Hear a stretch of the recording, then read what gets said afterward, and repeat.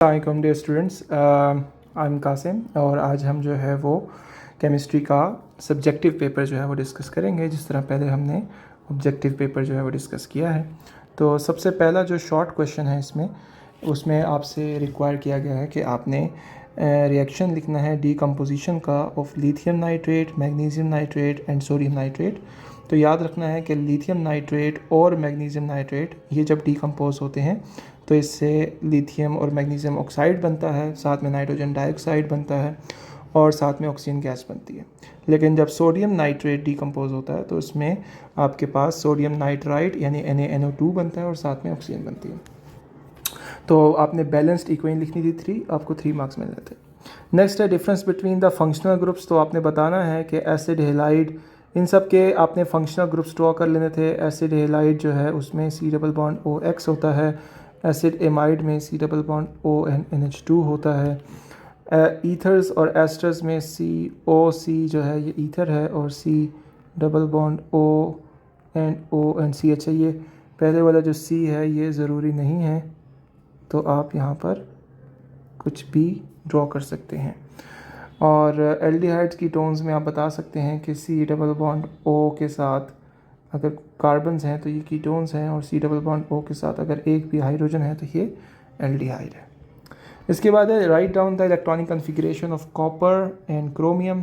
इसमें priority table आप demand कर सकते हैं एग्जामिनर से और आपको वहाँ से एटॉमिक नंबर देखने थे कि क्रोमियम का 24 होता है और कॉपर का 29 होता है। क्रोमियम की इलेक्ट्रॉनिक कन्फिगरेशन में एक्सेप्शन थी कि 4s1 3d5 पे ख़त्म होती है और कॉपर की इलेक्ट्रॉनिक कन्फिगरेशन ख़त्म होती है 4s1 and 3d10। Describe the geometries of complexes with coordination number 4 and 6। तो आपने 4 में 2 चीज़ें बतानी है, टेट्राहीड्रल भी, ठीक है, और स्क्वायर प्लेनर भी, ठीक है, और 6 में आपने ऑक्टाहीड्रल बतानी है।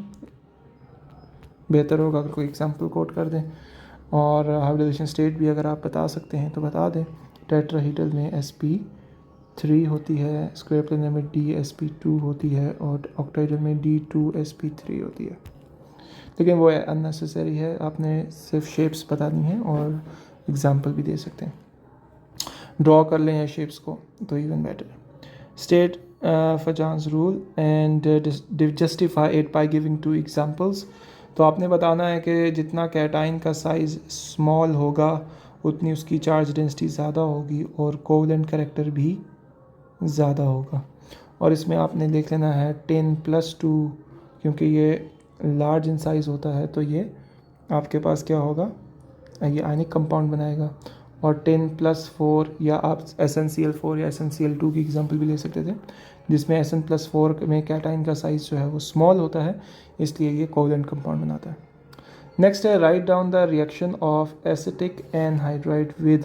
तो आपने बताना है वाटर से रिएक्शन करके कार्बोक्सिलिक एसिड बन जाएगा, अमोनिया से रिएक्शन करके आपके पास जो है वो एमाइड बन जाएगा और साथ में कार्बोक्सिलिक एसिड बन जाएगा। अच्छा, सब में बाई प्रोडक्ट कार्बोक्सिलिक एसिड है।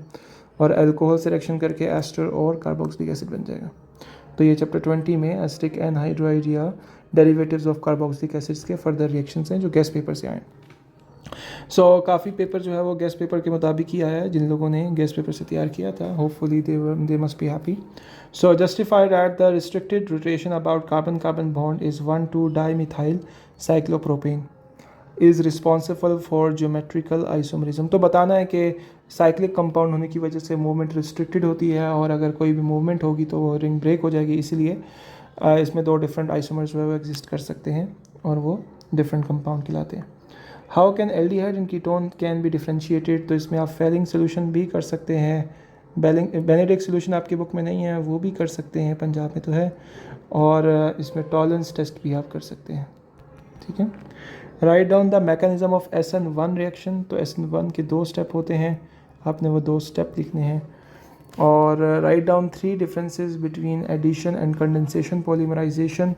तो आपने बता देना है कि एक में जो है वो अनसैचुरेटेड मोनोमर्स होते हैं और दूसरे में ऐसी कोई रिक्वायरमेंट नहीं है। एक में जो है वो बाई प्रोडक्ट बनती है, दूसरे में बाई प्रोडक्ट नहीं बनती। आप ये भी कह सकते थे कि मोनोमर और पॉलीमर का एम्पेरिकल फार्मूला सेम होता है इन एडिशन और कंडेंसेशन में जो डिफरेंट होते हैं। एग्जांपल दे सकते थे, नायलॉन कंडेंसेशन पॉलीमर है और पॉलीथीन या पीवीसी जो है वो एडिशन पॉलीमर है। और भी काफ़ी सारे डिफरेंसेस थे, तो आप कोई से भी 3 डिफरेंसेस लिख सकते थे।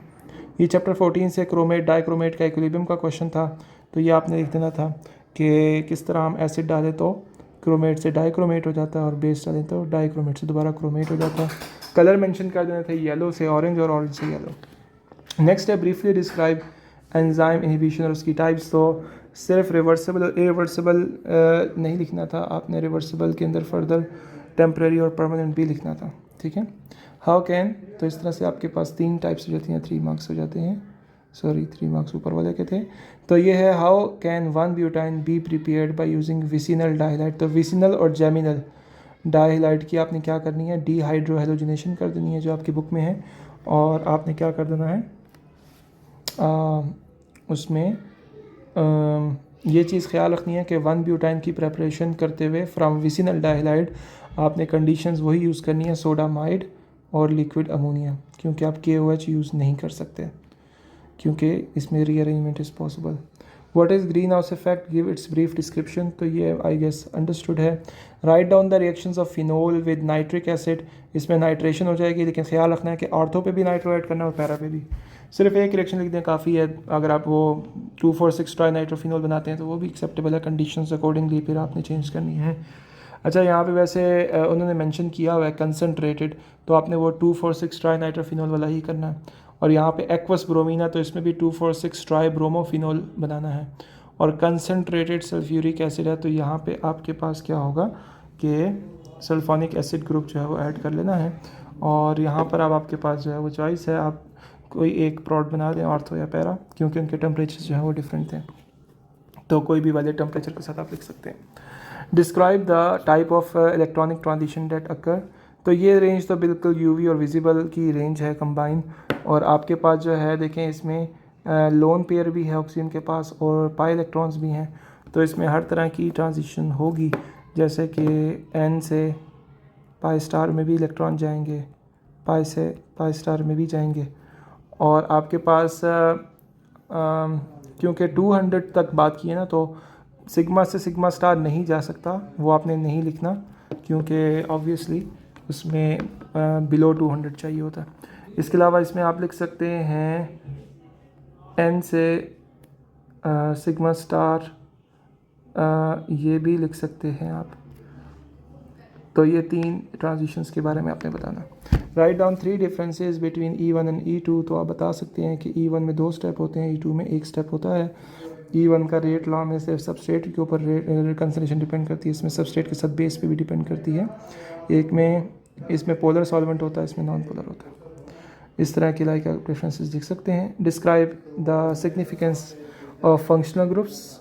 फंक्शनल ग्रुप रीजन और फिंगरप्रिंट रीजन, तो इनकी रीजन बता देने हैं कि 1500 तक फिंगरप्रिंट रीजन होता है, 1500 से 4000 तक फंक्शनल ग्रुप रीजन होता है। फिंगरप्रिंट रीजन इंडिविजुअल कंपाउंड को आइडेंटिफाई करने में यूज़ होता है, जबकि फंक्शनल ग्रुप रीजन एक जैसे फंक्शनल ग्रुप वाले कंपाउंड को आइडेंटिफाई करने में यूज़ होता है।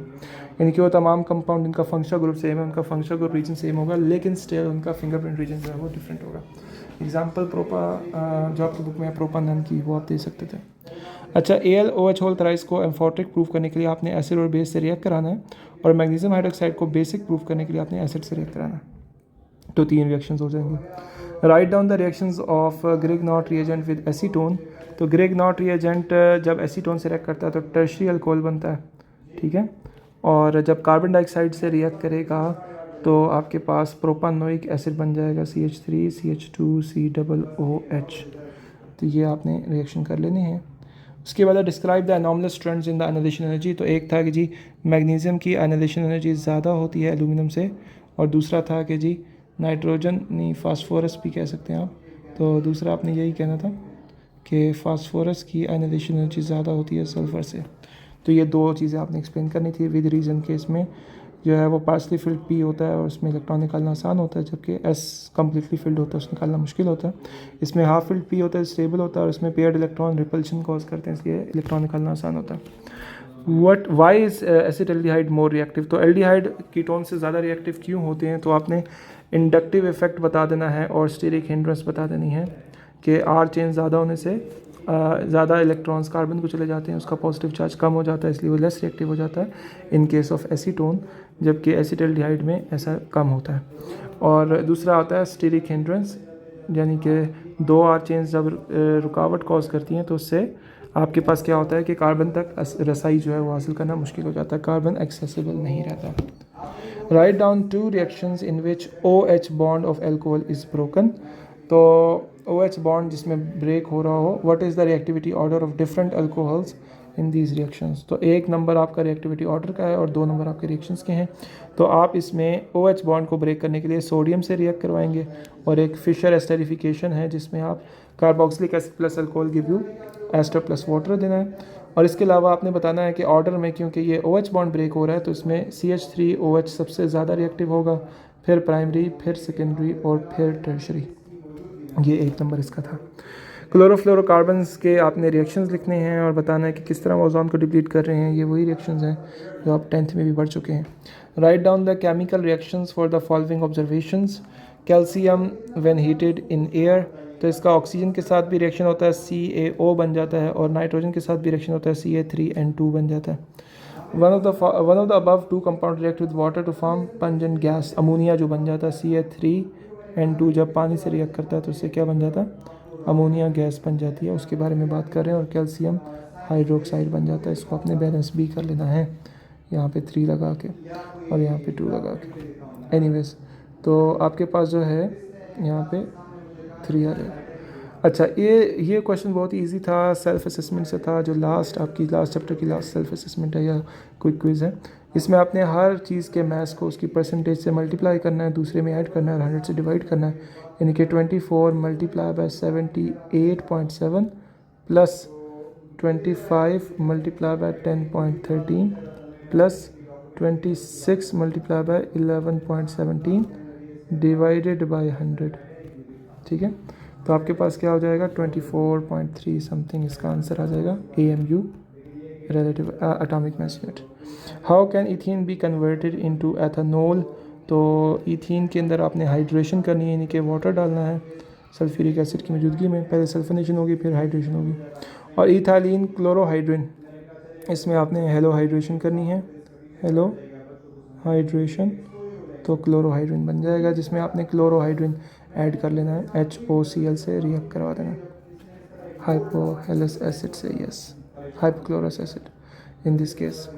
उसके बाद acetone undergoes aldol condensation reaction with a mild base. Mild base जो है वो डाइल्यूट NaOH होता है, ठीक हो गया। और राइट डाउन द मैकेनिज्म, तो आपने एल्डोल कंडेंसेशन का मैकेनिज्म लिख देना, 3 स्टेप्स थे उसके। इसके बाद कार्बन डाइऑक्साइड एसिटिक ऑक्साइड होता है, इसका प्रूफ क्या है, तो आपने इसको पानी से रिएक्ट कराना तो कार्बोनिक एसिड बन जाएगा, बेस NaOH से रिएक्ट कराना तो क्या बन जाएगा, सोडियम कार्बोनेट या सोडियम बाइकार्बोनेट, वो तो दोनों रिएक्शन लिख देने। और डाइऑक्साइड्स ऑफ जर्मेनियम टिनलेट जो है वो किस तरह डिफरेंट होते हैं, वो एम्फोट्रिक होते हैं, उनके एसिड और बेस दोनों से रिएक्शन दे देने हैं। इन सब के यानी कि तीनों के 2-2 रिएक्शन, तो 6 रिएक्शन हो जाएंगे जिसमें ये एम्फोट्रिक बिहेव करेंगे। How is refining of crude oil carried out, तो फ्रैक्शनल डिस्टिलेशन के बारे में बताना है, स्टेप्स बताने हैं कि पहले हमने बॉयल करना है, और फ्रैक्शंस की डिस्क्रिप्शन और टेबल की ज़रूरत नहीं, टेबल से पहले जो स्टेप्स थे वो बताने हैं कि किस तरह से हम सबको 500 पे बॉयल करते हैं, फिर फ्रैक्शनरिंग टावर में बॉटम से इंटर करते हैं, और ऊपर जाते हुए क्या होता है कि टेम्परेचर कम होता जाता है, और फिर टेम्परेचर जब कम होता है तो कैसे जो है लॉन्ग चेन वाले नीचे अलग हो जाते हैं और शॉर्ट चेन वाले ऊपर अलग हो जाते हैं। Why carbon silicon show +4 oxidation state where germanium tin and lead show +2, तो इसमें इनर्ट पेयर इफेक्ट का बता देना है कि नीचे वाले जो है इनर्ट पेयर इफेक्ट शो करते हैं, ऊपर वाले उनमें इतना ज़्यादा इनर्ट पेयर इफेक्ट नहीं होता, यानी कि इतना स्टेबल नहीं होता। तो आपने बता दिया कि जी रिलेटिव स्टेबिलिटी बता देनी है कि जी +2 की स्टेबिलिटी टॉप टू बॉटम जो है वो इंक्रीज़ करती है, +4 की डिक्रीज़ करती है।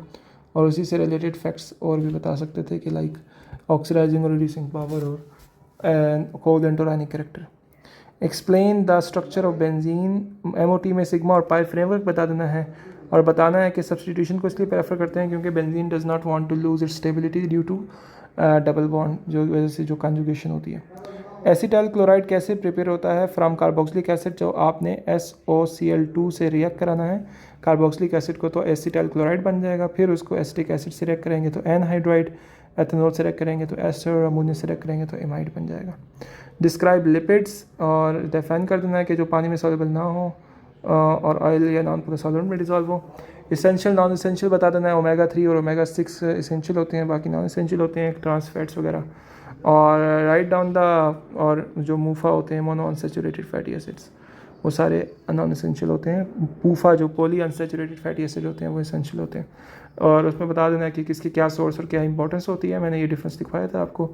और write down the following reactions of the general triglycerides, यानी कि फैट्स के हाइड्रोलिसिस और सपोनिफिकेशन के रिएक्शन लिखने हैं। हाइड्रोलिसिस में फ़ैट बनाना है जो कि फैटी एसिड और ग्लिसरॉल में कन्वर्ट हो रहा है। सपोनिफिकेशन में फ़ैट को NaOH से रिएक्ट कराना है, जिससे sodium salt of carboxylic acid और ग्लिसरॉल बन जाएगा। मास स्पेक्ट्रोमेट्री क्या होती है मैंने बताया भी था कि लॉन्ग में आएगा, और ये आया बेसिक प्रिंसिपल, उसका सारा वर्किंग और उसकी सारी डायग्राम वगैरह आपने बता देनी थी।